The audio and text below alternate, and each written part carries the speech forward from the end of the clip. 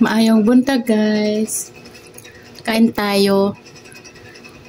Oras ay 3:24 AM ng madaling araw.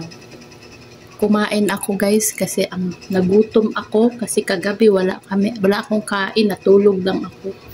Diretso lang ako tulog, wala akong kain. So, nagluto akong noodles, noodles man kami. Tapos itong suka ang ulam ko, noodles sa suka. Mahilig ako gusto ko pag kumakain ako, nilalagyan ng suka konti yung kanin ko. Hindi ko alam bakit ganito ako lagi pag nakain, nilalagyan ko ng suka.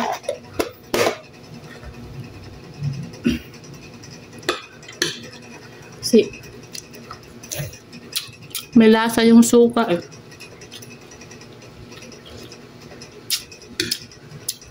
Ramdam na ramdam mo yung asin. Yung lasa ng kanin. Na.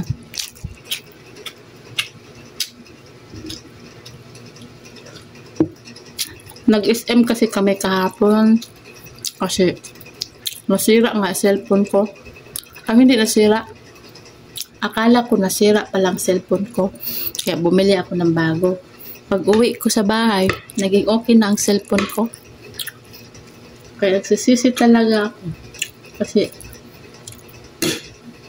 bumili ako ng bago pero meron talagang purpose si Papa God bakit ako nakabili ng bago.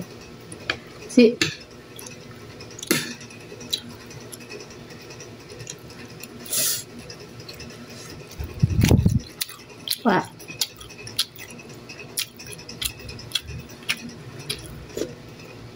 pasalamat pa rin ako. Yeah. Naging okay yung cellphone ko. Kahit may bago na akong cellphone. Kasi nandito lahat yung mga transactions ko sa cellphone. Yung sa trabaho ko. Nakasave yung mga transactions ko. Kaya kailangan ko talaga mabuksan. Pero pasalamat pa rin ako kasi nabukas. Kasi mamaya pupunta ako sa office. Kahit pinapapunta ako. Meron akong kopya. Hirap mag-explain na wala kang kopya, guys. Kasi hindi mo pwede matamatahin yung tanong sa'yo. Hulaan mo.